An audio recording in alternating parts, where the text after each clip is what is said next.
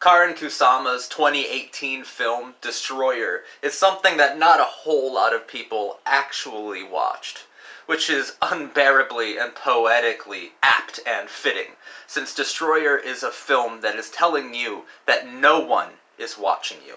No one is watching you break down completely. No one is watching you fall apart. No one is watching you destroy yourself over and over and over again. No one is watching you self-immolate, even though it's in such a crowded place such as our postmodern shared existence.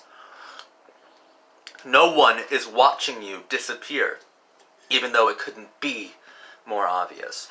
Destroyer is a brilliant follow-up, a brilliant film just in general that really should have gotten a lot more praise, and I'm going to give it that praise right now, make up for lost times. If The Invitation was a film that posited that we live in a universe where, and a culture that refuses to feel actual pain and will accept any invitation to do the opposite.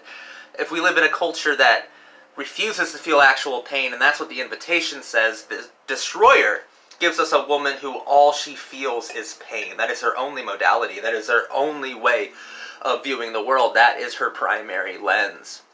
She is in complete pain, and she has been for about 20 years during the course of that film. It's about how no one watches you, and especially no one watches you when you're a woman destroyed. A woman destroyed by your own idea of ownership, by accountability, by actually taking responsibility for your own complete decline, for your long and very, very obvious decline. Nicole Kidman was wonderful in this. This was a remarkable performance. I was stunned by her performance, actually. It was very brave, and it was very dynamic. And Karyn Kusama, as a filmmaker, is someone who makes films that are dynamically becoming. She doesn't make static being films. She makes films that grow with you. Films where the meanings of them can alter over time. And this was also written by Phil Hay and Manfredi, who also wrote The Invitation, so it's the dream team back together again to make quite an interesting follow-up about pain and about how you deal with it and about how it's very obvious when you're going through it. And I was just really stunned by Destroyer. Destroyer is a film that tells you how to disappear in the modern world. And you know how to disappear? You don't need to know how to disappear. We'll let you. We won't even notice it. How to disappear in the modern world into your own pain? You just do it. Because no one's watching you. No one's going to stop you, and no one's going to help you. No one's going to take ownership or accountability of you, because that's just the universe. That's just the world that we live in now. It is a deeply pessimistic film. There's not a whole lot of romanticism involved in it. In fact, there's probably none outside of some of the ways that she frames LA. And it might sound like heresy, but it reminded me of Michael Mann every once in a while, especially in scenes where she's confronting Arturo and you can see the LA, you can see the cityscape in the background, that skyline. Every once in a while, it gets to that transcendentally LA, beautiful compositional photography that Michael Mann had done in like Collateral or Heat or even Thief. Yeah, it's gorgeous. It's gorgeous the way she frames cityscapes, and come to think of it, The Invitation and Destroyer are brilliant LA stories for the new modernist era, for our new age. Those are wonderful LA tales, you know. But since they're dynamically becoming, they're not confined to an LA stasis.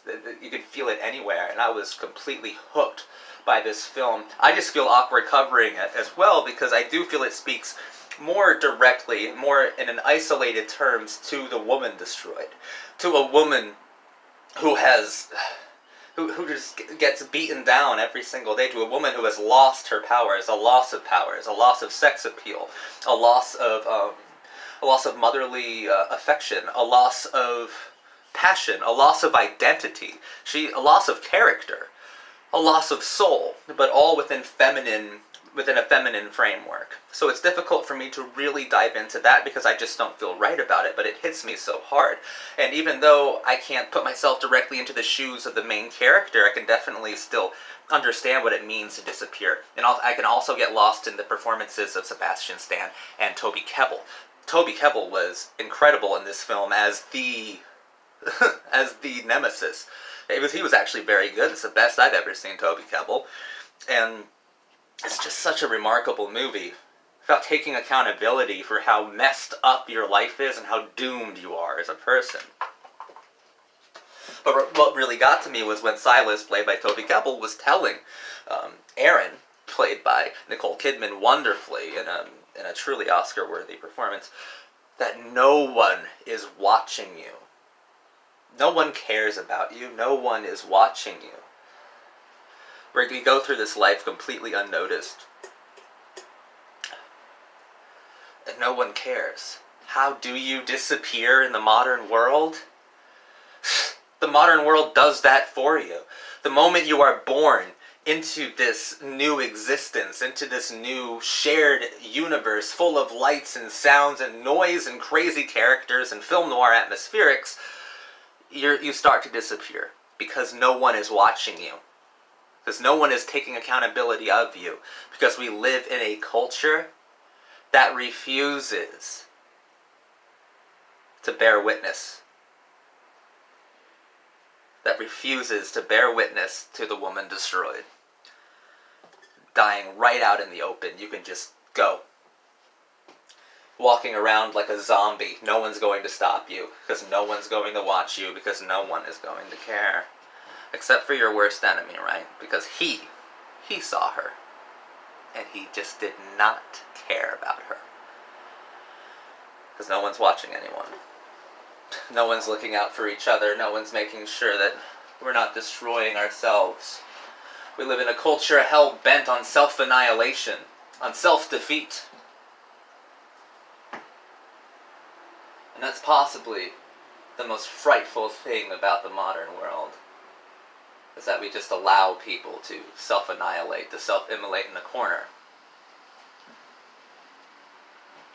And allow them to disappear from our minds, from our worlds, from our societies. Compositionally, Kusama is amazing in this film. The score is brilliant, and it's just...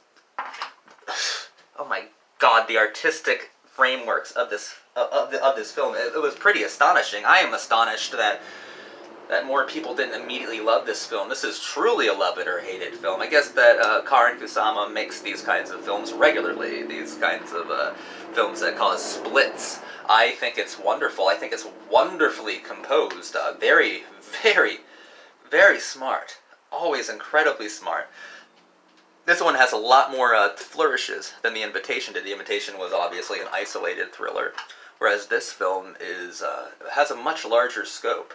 And once you understand that it's the scope of the most destroyed woman's soul in the world, that landscape, that compositional landscape becomes something fierce and becomes something that is very visceral to understand. And the poetics of it, because there's a almost poetic realism involved with the film as well. And I think it's brilliantly just structured, set up, paid off. Incredibly well executed. This is a film that people really should not have slept on. This is a film that is absolutely remarkable. And it's a film that will stay with me for a very long time, even though I probably will never watch it ever again, because I've been resisting the urge, but since we're 9 minutes into this video, Destroyer will destroy you. Destroyer destroyed me. Destroyer destroyed itself. Film with so many ideas, so many concepts, and so much depression and pessimism. And so much truth.